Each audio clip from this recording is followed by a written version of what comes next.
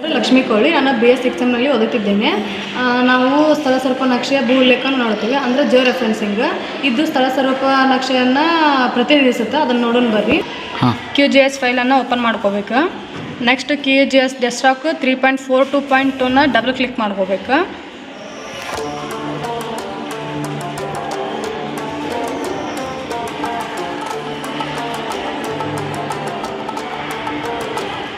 Next ಬ್ರೌಸರಿಗೆ ಹೋಗ್ಬೇಕು.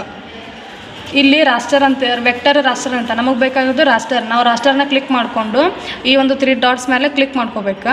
Next ಇಲ್ಲೊಂದು ನಮ್ಗೆ ಟ್ರೋಪೋಶೀಟ್ ಕಾಣಿಸುತ್ತೆ ಜಿಯೋ ರೆಫರೆನ್ಸಿಂದ, ಅದನ್ನು ಡಬಲ್ ಕ್ಲಿಕ್ ಮಾಡ್ಕೋಬೇಕು. ಅದ್ರ ನೆಕ್ಸ್ಟ್ ಇಲ್ಲೇ ಆ್ಯಡ್ ಅಂತ ಇರುತ್ತೆ, ಆ್ಯಡ್ ಮಾಡ್ಕೋಬೇಕು. ಓಕೆ, ನೆಕ್ಸ್ಟ್ ಇದನ್ನು ಕ್ಯಾನ್ಸಲ್ ಮಾಡಿಕೊಂಡು ಲೇಯರ್ಸಿಗೆ ಹೋಗಬೇಕು. ಲೇಯರ್ಸ್ಗೆ ಹೋಗಿ ಜಿಯೋ ರೆಫರೆನ್ಸಿನ ಕ್ಲಿಕ್ ಮಾಡಿಕೊಂಡು ಇಲ್ಲೇ WGS 84 ಆ್ಯಂಡ್ UTM ಝೋನ್ ಅಂತ ಇರುತ್ತೆ, ಅದನ್ನು ಕ್ಲಿಕ್ ಮಾಡ್ಕೋಬೇಕು. ನೆಕ್ಸ್ಟ್ ಅದಕ್ಕೆ ಓಕೆ ಕೊಡಬೇಕು. ನಮಗೆ ಫೈಲ್ ಟ್ರೋಫೋಶೀಟ್ ಬಂದಿರುತ್ತೆ, ಅದನ್ನು ಫೈಲ್ಗೆ ಹೋಗಿ ಓಪನ್ ರಾಸ್ಟರಿಗೆ ಹೋಗಿ ಈ 3 ಫೈಲ್ ಒಳಗೆ ಒಂದು ಫೈಲ್ ನಾವು ಆಯ್ಕೆ ಮಾಡ್ಕೋಬೇಕು. ಓಕೆ, ಈ ಫೈಲ್ನ ನಾವು ಝೂಮ್ ಮಾಡ್ಕೋಬೇಕು.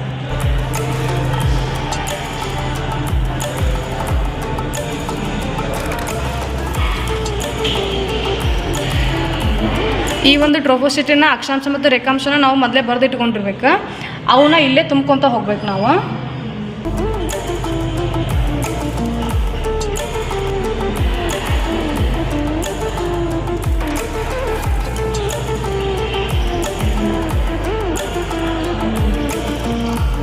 ಆ್ಯಡ್ GCP ಪಾಯಿಂಟಿಗೆ ಹೋಗಿ ಇಲ್ಲೇ ನಾವು ಮಿಡಲ್ ಪಾಯಿಂಟ್ ಮಾಡ್ಕೋಬೇಕು.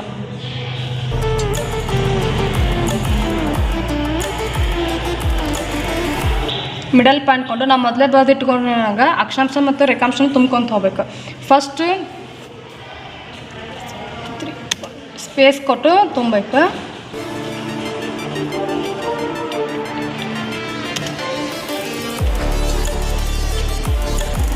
ಹೀಗೆ ನಾವು ಬರೆದಿಟ್ಕೊಂಡಿರುತ್ತೆ ಅಕ್ಷಾಂಶ ರೇಖಾಂಶಗಳನ್ನ ತುಂಬ್ಕೊತ ಹೋಗ್ಬೇಕು. ಇದನ್ನು ಝೂಮ್ ಔಟ್ ಮಾಡಿ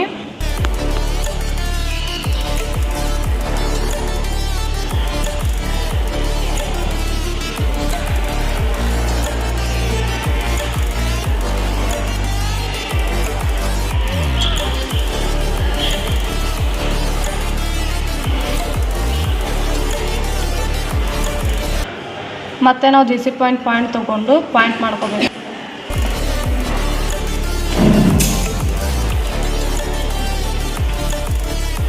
ಮತ್ತೆ ಅಕ್ಷಾಂಶ ರೇಖಾಂಶನ ಗುರುತಿಸ್ಕೋಬೇಕು.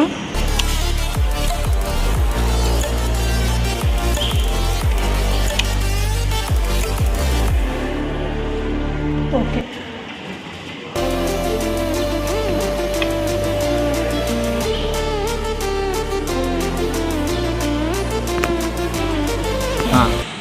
ಹೀಗೆ ಎಲ್ಲ ಪಾಯಿಂಟನ್ನು ಗುರುತಿಸ್ಕೊತ ಹೋಗ್ಬೇಕು. ನಾನೀಗ ಕಡೆ ಪಾಯಿಂಟ್ನ ಗುರುತಿಸ್ಕೊಳಕತ್ತೀನಿ.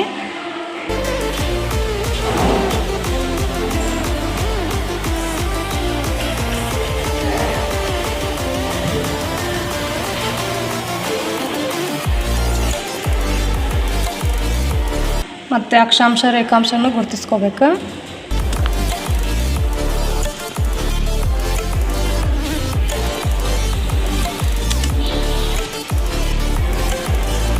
ಓಕೆ, ನಾವು ಈ ಥರ ಗುರುತಿಸ್ಕೊಂಡಿದ್ಮೇಲೆ ನಮಗೊಂದು ಟೇಬಲ್ ತಯಾರಾಗುತ್ತೆ.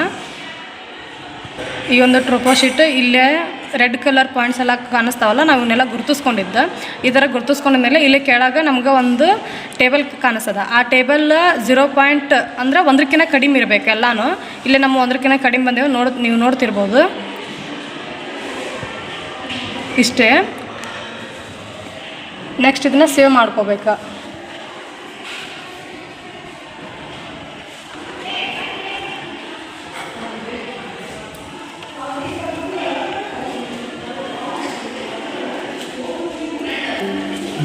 ನಾವು ಯಾವ್ದಾರ ಒಂದು ನಂಬರ್ ಕೊಟ್ಟುಕೊಂಡು ಅದನ್ನು ಸೇವ್ ಮಾಡಿ ಓಕೆ ಬಿಡಬೇಕು.